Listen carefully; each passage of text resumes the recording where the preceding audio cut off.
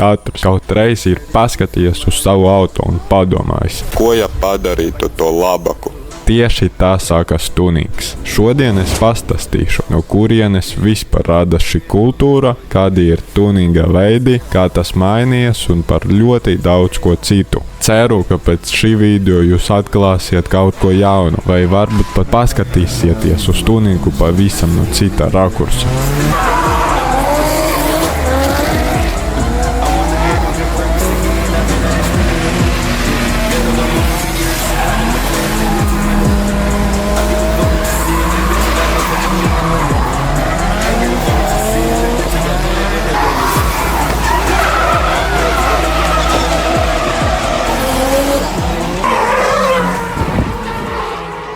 Ja ieskatāmies internetā, tad tuningu sauc par jebkādam sēriju veida automobīļa pārveidošanu, bet iedziļināsimies dziļāk un paskatīsimies, kā viss sākas. Jau 19. gadsimta pirmie automobīļi tika pielāgoti, jeb uzlaboti. Protams, tas ļoti atšķiras no tā, ko mēs iedomājamies dzirdot šo vārdu šobrīd, bet tomēr nopietnākas pārveidošana sākas līdz ar autosporta parādīšanos, jo būvēt atsevišķus eksemplārus sacensībām bija ļoti dārgi, tāpēc centās izspiest maksimumu no standarta modeļiem. Popularitāti tunings ieguva jau 50. gados, kad ASV parādījās ceturdaļjūdzes sacīkstes drag racings. Lai uzvarētu, bija nopietni jāuzlabo motors, lai iegūtu maksimālu jaudu, bet mainīja arī auto izskatu.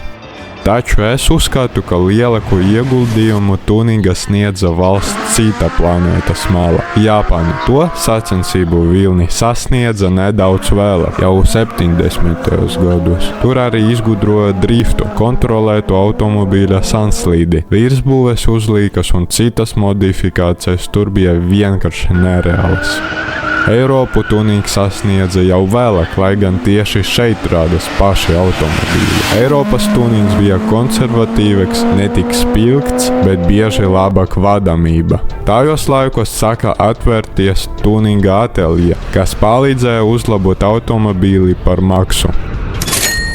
Nākamais nozīmīgais posms sākas 90. gados. Tad autoražotāji radīja daudzas kultiskas mašīnas, tādas kā Toyota Supra, Nissan Skyline, Mazda RX-7, Volkswagen Jetta, BMW E36, kas vēlāk parādījās filmā Ātrs un bez žēlastības un Need for Speed spēlēs. Šo laikmetu patiesi var uzskatīt par tuninga uzplaukumu, jo autoentuziastu skaits ievērojami pieauga. Un tas nav pārsteidzoši. Gandrīz katrs, kurš spēlē šīs sacikšu spēles vai skatījās līdzīgus filmus, sapņoja uzbūvēt tādu pašu traku mašīnu dzīve. Un lai gan šodien tuneru kļūst arvien vairāk, parādījušies arī jauni šķērsli. Pēc 2010. gadiem sāka dominēt ekonormas un dažādi ierobežojumi. Tie īpaši ietekmē izplūdes sistēmas. Tagad vienkārši uzlikt taisnu trasi vairs nevar. Situāciju sarežģīja arī milzīgais elektronikas daudzums mūsdienu mašīnas. Ražotāji ir burtiski napumpējuši automobīļos tik daudz sensoru, ka jebkuram nopietnam tuningam vairs nepietiek tikai rokam. Nepieciešamas īstas inženiera zināšanas. Un vēl pamazam izzūd kultiskie modeļi. Agresīvu kupēju vieta mums piedāvā milzīgus un smagus crossoverus, bet es domāju, ka tas noteikti nav gals. Pat jaunas mašīnas var kaut ko izdomāt, jo kamēr ir pieprasījums, būs arī piedāvājums. Neaizkavēsimies pārāk ilgi pie vēstures. Labāk pāriesim pie tikpat svarīga. Vispār tuningu var sadalīt trīs lielas kategorijas – jaudas un ātruma palielināšana, vadāmības uzlabošana un eksterjera un salona pielāgošana.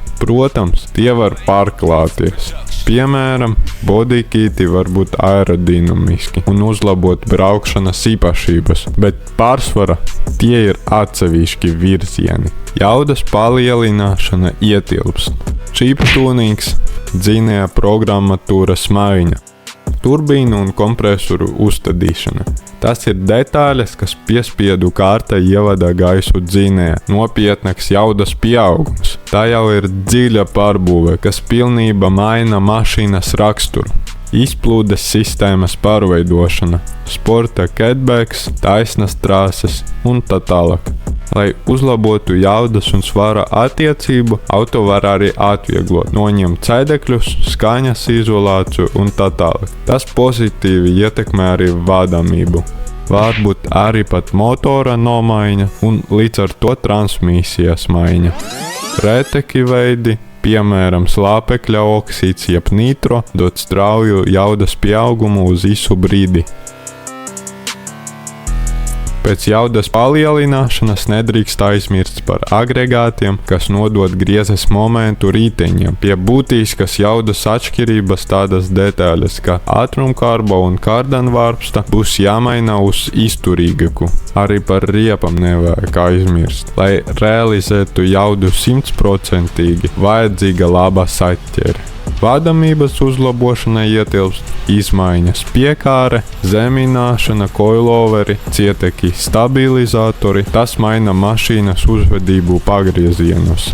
Bremžu sistēmas pārveide, lielāki diski, sporta kluči, ar vājām bremzēm nāksies bremzēt daudz ātrāk, plus tas palielina avārijas risku. Riepas, tas ietekmē gan saķeri, gan mašīnas uzvedību. Piedziņa. Labākais variants ir pilnpiedziņa, bet viss ir atkarīgs no mērķiem. Piemēram, man personīgi vairāk patīk pakaļpiedziņa, un ja atceramies Japānas driftu, tur bez tā neiztikt. Priekšpiedziņa ir lielisks variants ierobežotam budžetam. Traseta bieži ir labāka par aizmugurēju. Un vizuālais tunings. Tas padara mašīnu unikālu. Virsbūves uzlīkas, krāsošana, vinīli, disku izskats, apgaismojums. Iekšā stures maiņa, salonas pāršūšana, cita krāsa un tā tālāk. Vizuālajā tuninga ir ļoti plāna robeža starp stilu un kolhozu, bet es iesaku darīt tā, kā patīk jums, nevis citiem.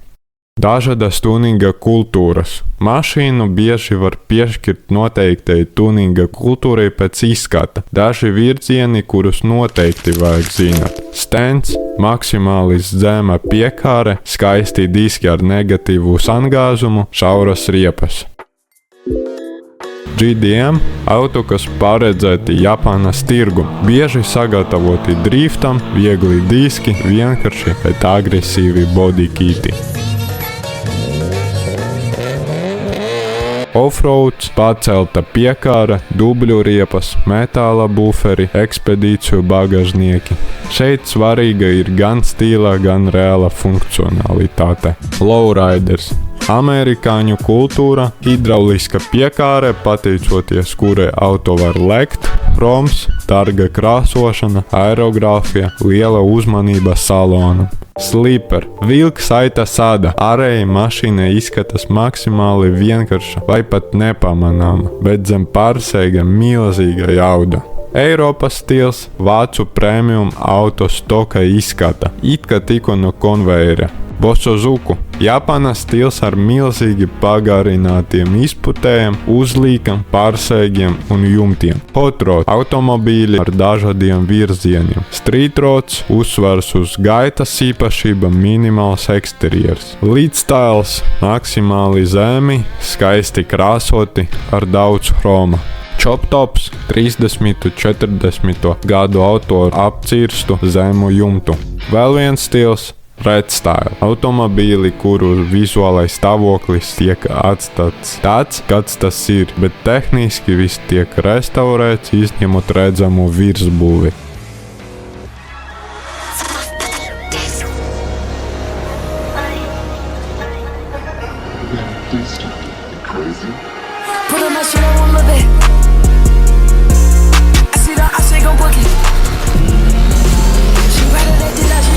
This is the biggest drift event in Europe, called Drift Masters GP.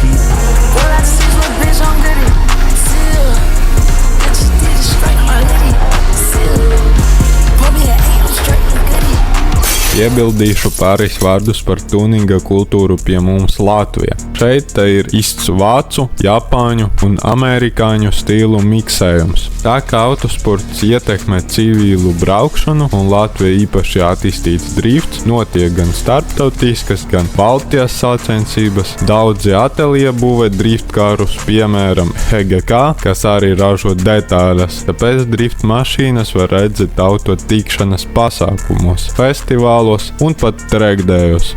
Lielu lomu kultūras attīstībā spēlē kopienas kā Lauda Jūrmala, Styled Culture un citas. Ir arī vietējā organizatori savas pilsētas. Piemēram, ja es nemaldos, Liepājā One More Meet, Daugavpilī Rolling Team un daudzi citi. Viņi rīko pasākumus, kurus satiekas auto entuziasti. Atsevišķi jāpiemina Ķipsalas auto izstādi. Es to jau rādīju vienu no saviem video. Tur var redzēt vēl iespaidīgākus un unikālus projektus visos stilos.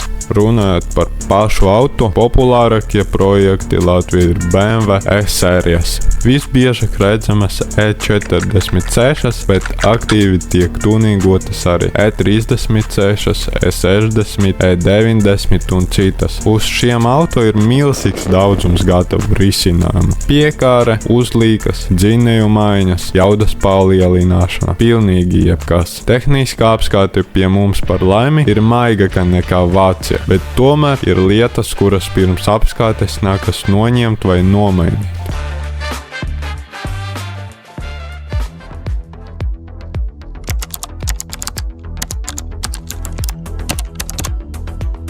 Visticamāk, jūs jau esat dzirdējuši par tādiem tuninga ateljē kā Brabus un Mansory. Tie ir premium klases virsotne. Viņi ņem dārgus automobīļus un padara tos vēl komfortablākus, ātrākus un unikālākus. Brabus fokusēs uz jaudu un tehnoloģijām, bet Mansory uz traka stila un dārgiem materiāliem. Bet ir arī citi uzņēmumi, kurus var zināt. Piemēram, Liberty Walk, viens no atpazīstamākajiem ateljē pasaulē. To stilu nav iespējams sajaukt. Agresīvas plātas virsbūves uzlīkas, drosmīgas līnijas un īsts šova auto izskats. Viņi ir strādājuši par ļoti dažādiem auto, sākot no Lamborghini Murcielago līdz BMW M4. Viņu mājaslapā var pat iegādāties gatavus bodykit komplektus un tos uzstādīt pašam. Ir arī ateljē, kas specializējas konkrētos zīmolos. AMG, Mercedes sporta nodaļa, Alpina, komfortablākas un ekskluzīvākas BMW versijas, Shelby, leģendāri Ford uzlabojumi, Nismo priekš Nissana, TRD, Toyota, SRT, Dodge un Chrysler un daudzi citi. Apskatīsim, kā vispār veidojas tuninga projekts. Īsa un saprotama instrukcija tiem, kas grib sākt. Pirmais solis – pareizas mašīnas izvēle. Viss atkarīgs no jūsu mērķiem. Vai gribat vairāk skaņas, pātrinājumu, vadamību vai tieši eksterjeru. Auto ir jāsakrīt ar jūsu ideju un budžetu. Otrais solis – diagnostika. Pirms ieguldīt tuninga, noteikti pārbaudiet tehnisku stāvokli. Jānovērš visas vājas vietas, noplūdes, kļūdas, nodilušas detaļas, citādi tas viss var iznīcināt projektu. Trešais solis – detaļu izvēle un meistaru atrāšana. Nosākiet, kādas detaļas vajag, kur tas pirkt, kādi instrumenti nepieciešami. Ja visu neplānojat darīt pats, meklējiet servisu vai meistaru, kas prot strādāt ar tieši jūsu tuninga tipu. Ceturtais solis – uzstādīšana un regulēšana. Pēc pirkuma sākas pats interesantākais. Viss jāuzstāda pareizi, jāsaregulē. Piektais solis – testa brauciens un pārbaude. Kad projekts ir salikts, obligāti jānotestē. Jāskatās, kā mašīna uzvedas dažādos režīmos, vai nav svešu trokšņu, kļūdu, noplūžu. Pēc tuninga bieži mainās arī auto kopšanas noteikumi. Varbūt vajadzīga cita eļa, cita mazgāšana, biežāka apkope. Viss atkarīgs no veiktajām modifikācijām. Nepieredzējušie īpašnieki bieži pieļauj kļūdas. Piemēram, taupīšana uz svarīgam detaļam, kā coiloveriem, kaut kā uzstādīšana tikai, lai būtu, neņemšana vērā tehniskas apskātes prasības vai standārta agregātu nodīlumu, steiga, nepareiza pielāgošana ikdienas auto, piemēram, ieliek sporta sēdekļus un padara mašīnu ļoti zemu. Jauno auto gadījumā garantija zaudēšana pēc modifikācijām. Lai jums rastos idejas, es gribētu padalīties ar pāris reāliem projektu piemēriem. Lai iesaistītos visa šajā temata dzīvē, varat paņemt BMW E36 ar 1,8 vai 2 litru benzīna motoru, ja gribat pamēģināt driftu, uzliekot coiloverus, budžeta diskus un bloķi. Pati mašīna vidējā stāvoklī maksas līdz 2500 eiro, īpaši jāatvest no Vācijas, un tunings ar remontu būs vēl ap 1000. Priekšpiedziņai šajā budžeta var paņemt 5. Golfu ar 1,6 motoru. Uztaisīt vizuālo daļu, virsbūves uzlīkas tam ir pietiekami. Diski un 1,6 motors ir uzticams un piemērots tuningam. Vidēja budžeta līdz 10 000 var paņemt 5. vai 6. Golfu, bet jau GTI, un uztaisīt to uz 260 līdz 320 dzirgaspēkiem. Ar tādu masu tas brauks gandrīz kā sporta auto.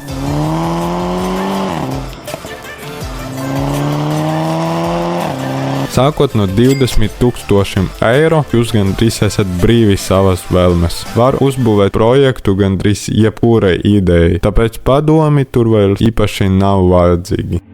Katrs projekts, tas ir vēsture. Cilvēka stāsts, viņa kļūdas, uzvaras, sapņi un raksturs. Ceru, ka šis video bija jums noderīgs. Jūs uzzinājāt kaut ko jaunu un varbūt pat iedvesmojaties. Veidojiet savus projektus un nebaidzieties sākt.